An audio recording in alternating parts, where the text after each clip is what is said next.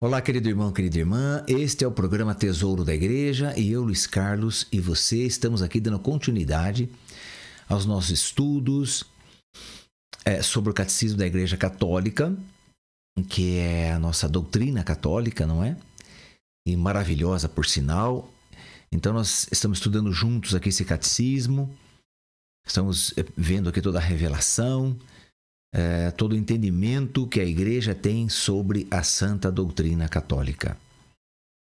Bem, nós estamos então na primeira parte, já que esse catecismo é dividido em 4 grandes partes. A primeira parte, então, vai se tratar da profissão de fé. E nós estamos nessa primeira parte, estamos também na primeira sessão, que tem como título Eu Creio, Nós Cremos. Estamos no segundo capítulo, que diz Deus vem ao encontro do homem. E nós entramos aí já há uns dias no artigo número 3, chamado A Sagrada Escritura. Vimos aí no nosso último programa que todos os autores, então, dos livros da Sagrada Escritura são pessoas inspiradas pelo Espírito Santo. Então, chamados de hagiógrafos, são aí escritores santos, escritores sagrados, não é? Vimos, então, que não são livros escritos pela livre vontade das pessoas, não são livros de drama, de romance, história disso ou daquilo, mas são livros inspirados pelo Espírito Santo. Então, as pessoas que os escreveram não escreveram o que eles queriam escrever, mas sim o que o Espírito Santo ungiu e os capacitou para escrever. Então, esses livros são livros sagrados, são livros santos. Ok, querido irmão, querida irmã? Isso é muito importante que a gente possa entender isso. Que quando a igreja afirma uma coisa, ela afirma um axioma, um dogma, ou seja, quando ela está ensinando alguma coisa, ela não pode mentir. Se a igreja ensinar alguma coisa errada para nós, ela está mentindo. Então ela deixaria de ser a igreja de Jesus Cristo e passaria a ser a igreja de Satanás, porque Satanás é o pai da mentira. Mas a igreja é a igreja de Jesus Cristo. E Jesus Cristo é a verdade absoluta sobre todas as coisas.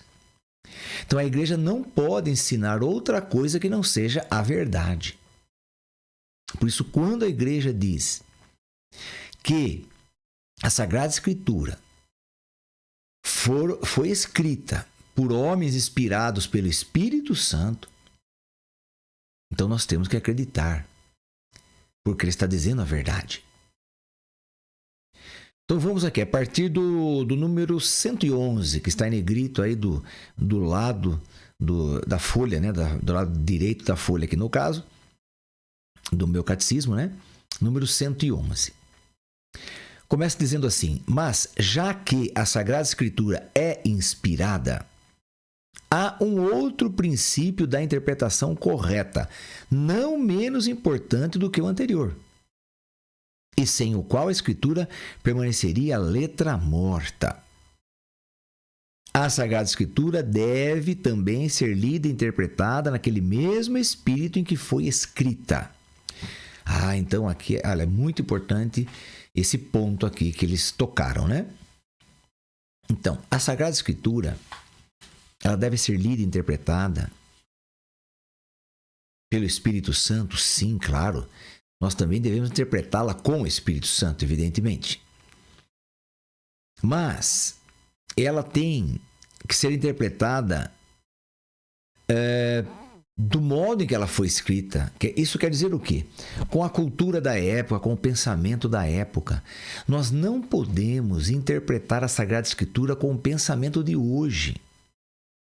Se eu interpretar a Escritura com o pensamento de hoje, eu estarei indo contra tudo que o Espírito Santo falou, porque o pensamento hoje, o modo de viver de hoje, a cultura, os costumes que nós temos hoje são totalmente diferentes daquele povo daquela época. Então, eu não posso interpretar a Escritura do jeito que eu vivo hoje. Você hoje vive num apartamento, ou naquele tempo não existia apartamento. Você mora numa casa, de repente você mora num condomínio, local fechado, ou você mora numa cidadezinha pequena, ou no sítio, ou você mora numa capital, uma cidade muito grande. Nós não podemos interpretar a Escritura como se Jesus estivesse aqui agora, andando pela nossa cidade. Nós não podemos. Aí nós matamos a Escritura, nós destruímos a Escritura. Nós esfacelamos a Escritura. Nós temos que interpretar, sim, segundo o tempo que ela foi escrita, na época que foi escrita, do porquê que ela foi escrita daquele modo, daquele jeito. Então, para isso, nós temos que estudar. É o que estamos fazendo aqui, eu e você. Estamos estudando para poder compreender as coisas. Então, já disse aqui em outros programas que eu não posso interpretar a palavra ao pé da letra, chamado fundamentalismo religioso. Isso eu não posso fazer. É um crime também que eu faço contra a palavra. É um pecado. Então, eu tenho que entender, sim, e conhecer, né, o porquê que ela foi escrita, como que ela foi escrita. Isso é muito, muito, muito importante. Olha, por exemplo, né, eu não posso julgar. Por exemplo, na Sagrada Escritura tem muitos personagens, não é? Já começa aí com Adão e Eva. Bem, antes de Adão e Eva tem a Trindade criando todas as coisas, né? Muito bem, a Trindade já começa criando, depois já entra Adão e Eva. E aí vai. O que tem de personagem na Sagrada Escritura, meu Deus, né? É muita coisa. Mas, por exemplo, eu não posso julgar a atitude desses personagens, do que aconteceu com eles, na história deles, com o pensamento de hoje. Por exemplo, um exemplo aqui, Esaú e Jacó, os filhos de Isaac. Isaac, casado com Rebeca. Bem, Esaú era o mais velho, o Jacó era o mais novo. Diz a Escritura que o Esaú, ele nasceu muito peludo e o Isaac bem lisinho, né, com a pele bem lisinha. Esaú nasceu primeiro e, bem, eles eram irmãos gêmeos. Diz que quando Esaú nasceu, então, quando foi tirado o Esaú, o Jacó estava segurando no calcanhar. O Jacó estava segurando no calcanhar de Esaú. Muito bem.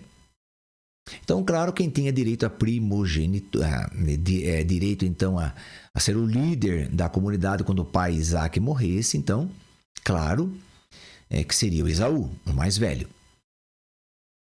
Mas, enfim, num dado momento, o Esaú chegou com muita fome em casa e quem estava ali cozinhando era o Jacó. E ele então falou: olha, estou com muita fome, estou muito cansado e eu quero comer, você me dá dessa comida que você está fazendo aí? Aí o Jacó falou para ele: bom, se você der o seu direito de primogenitura para mim, o direito de ser herdeiro, eu te dou esse prato aqui. Era um prato de lentilhas, né? Ele falou: tá bom, eu não me importo com esse negócio aí de primogenitura, eu quero comer agora, estou com fome. E ele então trocou o direito, né? Muito bem. E o pai dele já estava bem cansado, bem velho também. Chamou Esaú. O pai chamou Esaú e falou: filho, vai caçar alguma coisa para mim e faz aí a carne do jeito que eu gosto, que você sabe que eu gosto, porque logo eu vou morrer também. E aí você vem, você faz a carne, prepara para mim, a gente janta e depois eu dou a minha bênção para você, daí eu posso morrer em paz. A minha bênção de primogenitura, né? De você ser o herdeiro. Muito bem, então Esaú saiu para caçar, só que a mãe ouviu a conversa. E chamou o filho Jacó, falou: filho, corre ali, pega um cabrito, mata ele, vamos fazer uma carne do jeito que seu pai gosta. E ele vai dar a bênção para você no lugar do seu irmão, já que ele não está enxergando nada, ele está cego das vistas. Ele não está enxergando, então eu quero que ele dê o direito para você. Então veja, a mãe fez ali uma escolha. Ela queria que o filho mais novo fosse o herdeiro de todas as coisas do pai. Então, quer dizer, aí o filho falou, mas mãe, meu irmão é muito peludo, o papai não enxerga, mas ele vai passar a mão no braço dele, no rosto, enfim, e vai saber que não sou eu tenho a pele muito lisinha, não tenho nenhum pelo e ele é muito peludo. Não, nós vamos cobrir você aqui com manto aqui de pele, ele vai passar a mão, vai pensar que é o seu irmão. Então você poderia pensar hoje, olha, veja, você poderia pensar assim, nossa, mas que mãe que é essa, né?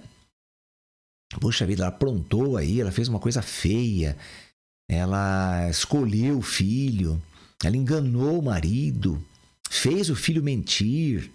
Então veja, com os nossos pensamentos de hoje, nós julgamos a Rebeca e julgamos o Jacó.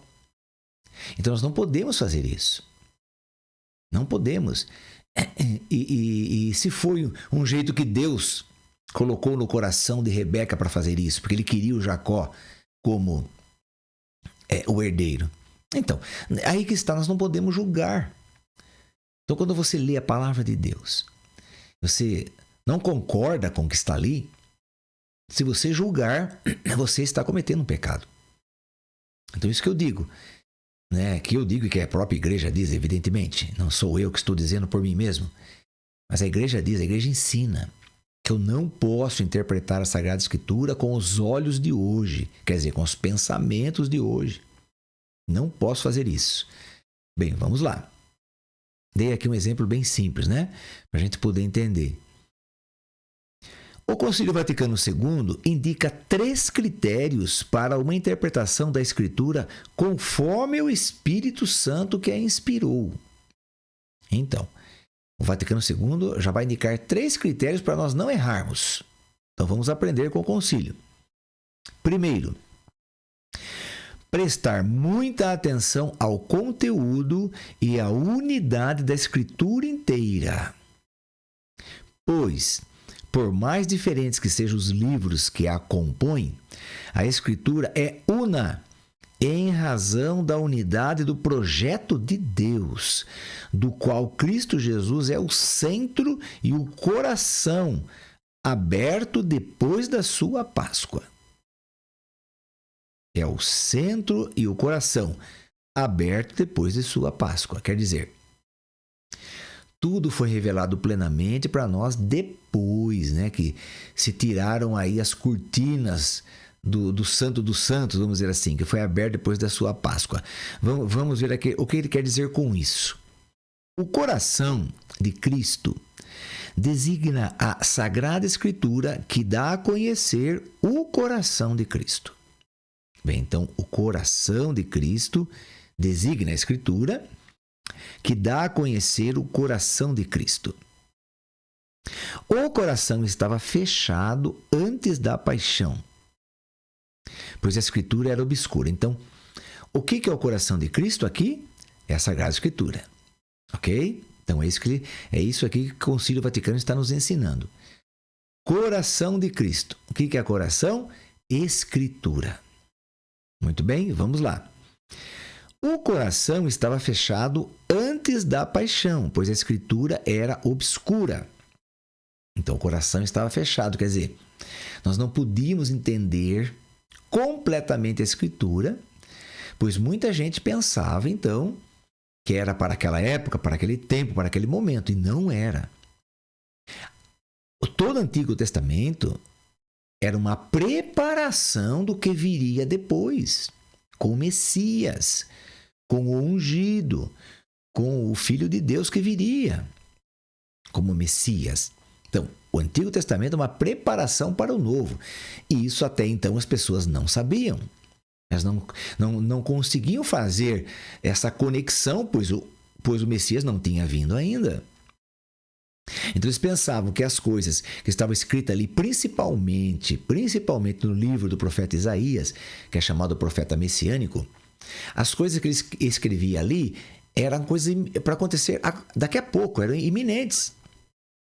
Então ele dizia ali que viria um Senhor, que seria o Senhor dos Senhores, o Conselheiro Admirável, O príncipe da paz, ele viria como um menino e depois já se tornaria grande. Então eles pensavam que era um rei que viria. Mas nada disso aconteceu, porque isso tudo estava relacionado com Jesus Cristo. Ok? Então vamos lá. Então eles dizem aqui que a escritura era obscura, quer dizer que não dava para entender direito antes de Jesus vir ao mundo. Então ela estava, vamos dizer aí, fechada. É o termo que eles usam aqui. Mas a escritura foi aberta após a paixão. Pois os que a partir daí têm compreensão dela, consideram e discernem de que maneira as profecias devem ser interpretadas. Ok? Então, eu tenho que, primeiro ponto, prestar atenção ao conteúdo e à unidade da escritura inteira. Por isso que, na Santa Missa, o que acontece?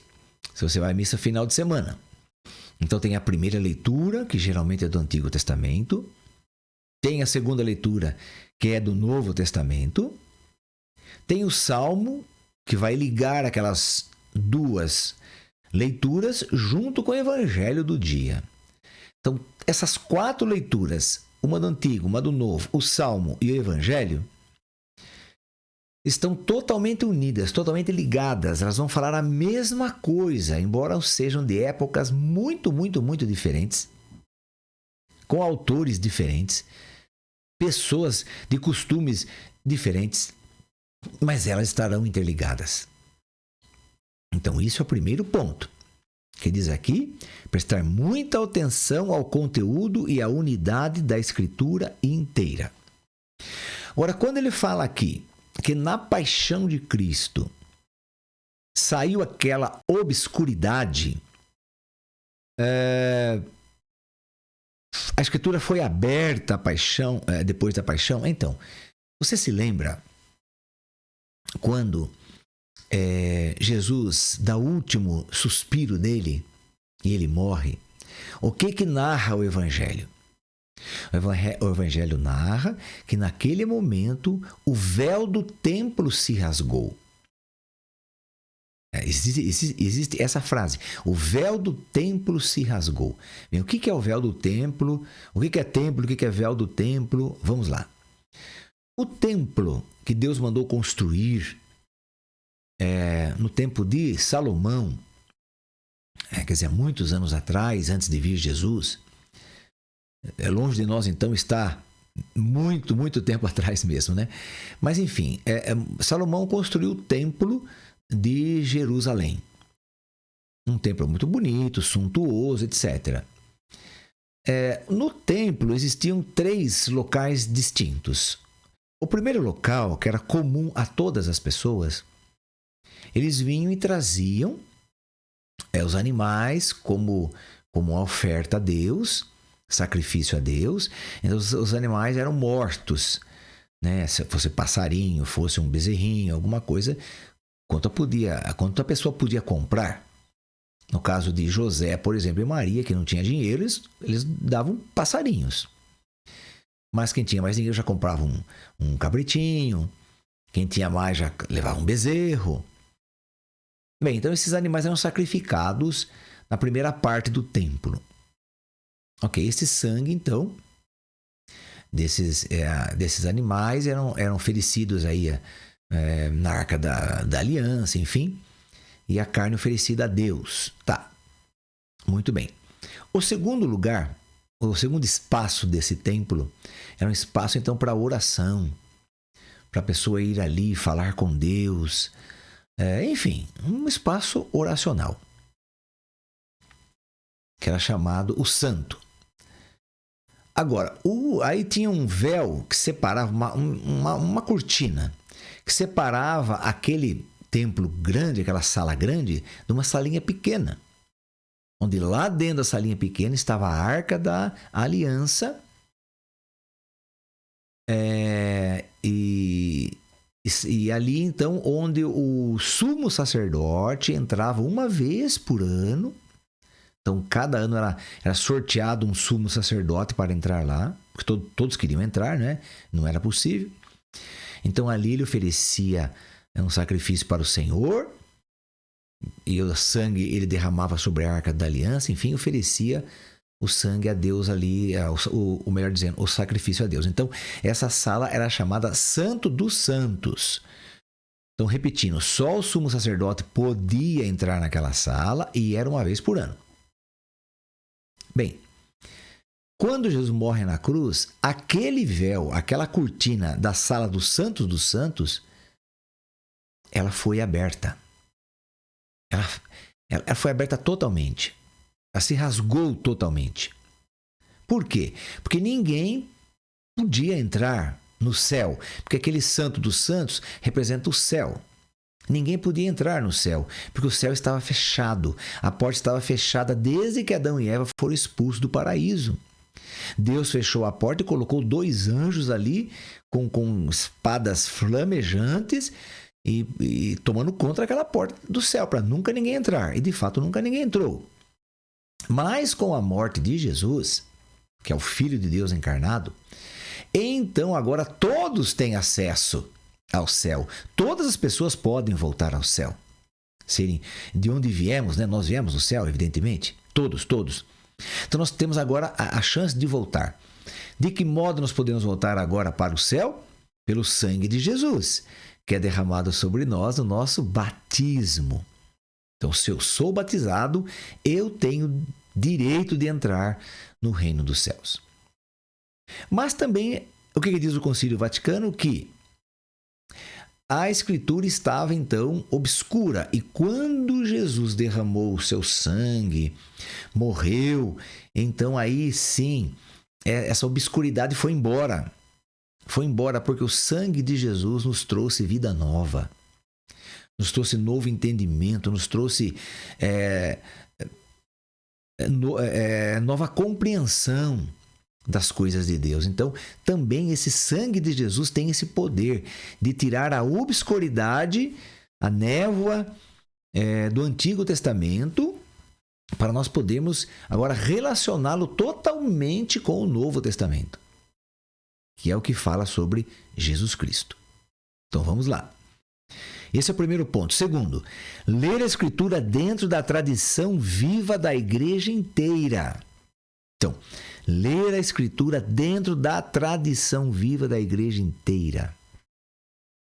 O que é a tradição viva da igreja inteira? Quer dizer, todo o testemunho de todos os doutores, teólogos, santos que passaram que foram da igreja, né, viveram o seu tempo na igreja, nós não podemos descartá-los. Mas vamos ver aqui o que ensina. Ler a Escritura dentro da tradição viva da igreja inteira, consoante um adágio dos padres. Quer dizer, segundo o adágio dos padres. Que adágio que é esse? A Sagrada Escritura está escrita mais no coração da igreja do que nos instrumentos materiais. Então vou repetir. A Sagrada Escritura está escrita mais no coração da igreja do que nos instrumentos materiais. Com efeito, a igreja leva na sua tradição, quer dizer, no coração das pessoas, a memória viva da palavra de Deus. E é o Espírito Santo que lhe dá a interpretação espiritual da Escritura, segundo o sentido espiritual que o Espírito dá à igreja. Então, esses santos padres, que é chamado de tradição da igreja, que eu já falei para vocês, que são os primeiros 7 séculos da igreja aí, após a morte de Jesus Cristo. Então, durante esses 7 séculos aí, essas pessoas que vivenciaram, que foram aí testemunhos maravilhosos para nós, de Jesus Cristo. Então são pessoas fantásticas, santas, pessoas que escreveram muitas coisas maravilhosas. Então nós não podemos dispensar, jogar fora o que essas pessoas deixaram de testemunho, de escritos para nós e da vida deles. Não, isso chama-se sagrada tradição, o que eles nos ensinaram. O que o Espírito Santo também falou com eles sobre a Escritura, já para nós irmos entendendo melhor as coisas. O Espírito Santo usou muitos deles para nos ensinar o que nós sabemos agora, por exemplo. Então, nós não podemos descartar. Terceiro ponto, estar atento à analogia da fé. Bem, o que é algo análogo? Vamos ver aqui. Por analogia da fé, entendemos a coesão das verdades da fé entre si e no projeto total da revelação. Quer dizer, existe um projeto de Deus para revelar todas as coisas. E ele revela desde o início até o fim. Até a morte do último apóstolo. Desde lá o Gênesis até a morte do último apóstolo, que foram aí quase 4.000 anos de existência entre tudo isso. Então tem que haver essa coesão. Então o que é analogia? Analogia são coisas que andam juntas, caminham juntas, lado a lado. Então, eu não posso hoje dispensar todo o Antigo Testamento. Não posso. Por isso que eu tenho que trazê-lo e interpretá-lo à luz do Novo. Porque o Novo Testamento é o que vai dar total compreensão do Antigo Testamento. Então, o Antigo Testamento é a base do Novo? Sim, é base. Mas eu só vou entender perfeitamente o Antigo Testamento à luz do Novo Testamento. Se eu não fizer isso, eu não consigo entender o Antigo Testamento. Aliás, o Antigo Testamento vai ser para mim um livro de história. Ah, que bonito aconteceu isso. Ah, tal rei fez isso. Olha que legal que Noé fez. Olha que bacana o que Isaac fez. O que Salomão fez. Então vai ser um livro de história. Mas, se eu interpretar o Antigo Testamento com o coração batendo firme, conhecendo o Novo Testamento, aí eu compreendo com sabedoria. Aí eu tenho pleno conhecimento do plano de Deus, porque Deus tem um plano maravilhoso. Veja que o plano de Deus é tão maravilhoso que ele aconteceu totalmente. Veja quanto tempo demorou para nós, quase 5.000 anos. Mas é o plano de Deus, é o tempo dele. Deus quis assim. Então, por isso que, por exemplo, existem denominações cristãs que não aderem muito ao Novo Testamento. Denominações cristãs, quer dizer, igrejas cristãs que são igrejas do Antigo Testamento. Então, elas estudam o Antigo Testamento, vasculham o Antigo Testamento, mas sem a luz do Novo. Veja, então, a teologia deles não é uma boa teologia. Não tem plenitude de conhecimento, de entendimento. Então, falta alguma coisa? Falta. Por isso que, em questão do batismo, só para você... Vou fazer aqui uma analogia, um relacionamento. Assim, por que a Igreja Católica não aceita alguns batismos de outras igrejas cristãs? Se são cristãs, por que não aceita? Então, por causa do entendimento dessas igrejas aí cristãs. O entendimento que elas têm do batismo não é o entendimento real, o verdadeiro. É confuso. É mais baseado no Antigo Testamento do que no Novo. Então não é um novo nascimento, sabe? É alguma coisa de ser perdoado e pronto.